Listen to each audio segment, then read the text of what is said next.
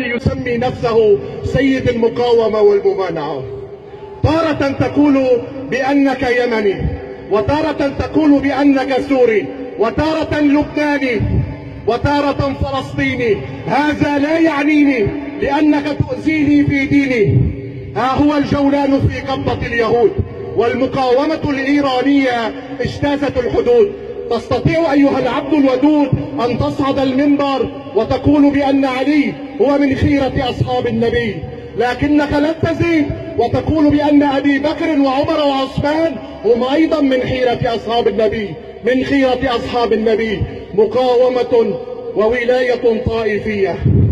والله لو سيطرتم على كل الدول العربية لن تستطيعوا أن تغبروا على السماء فاسمعوا إن كان لكم أسماء. عائشة أم المؤمنين وهي أمي، الحسن والحسين أحفاد الرسول، وفاطمة البتول بنت الرسول، فكيف لا أحبهم يا ضعفاء العقول؟ هذا ديني وهذا شرح يطول، وصلاتي لا تصح إلا بالصلاة على الرسول وعلى آل بيت الرسول. اسمعوا، هل من الدين شتم الأولياء الصالحين؟ اسمعوا يا من تشتمون عمر، يا زيول الفرس وأسلام البقر. هل قرأتم التاريخ عن عمر؟ هل تعلمون من عمر؟ عمر أمير المؤمنين ومن العشرة المبشرين بجنات ونهر. عمر أطفأ نار المجوس وكسر الحجر. عمر أرعب الفرس.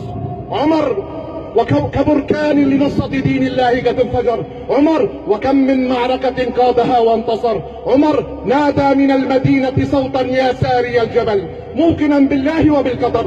عمر نزلت آيات الله لتوافقه. عمر أرعب الشيطان وأبقاه في خطر. وبالعدل أمر، وبالجهاد وللجهاد نفر، وبالجنة مع الحبيب ظفر. فوالله ثم والله مهما شتمتم وتسابهتم وتآمرتم لن تستطيعوا أن تجلبوا لنعله الضرر، وسيبقى قاهركم وبجوار النبي إلى اليوم المنتظر، ليوم تنشق الأرض عن أشرف البشر وبجانبه أبي بكر وعمر.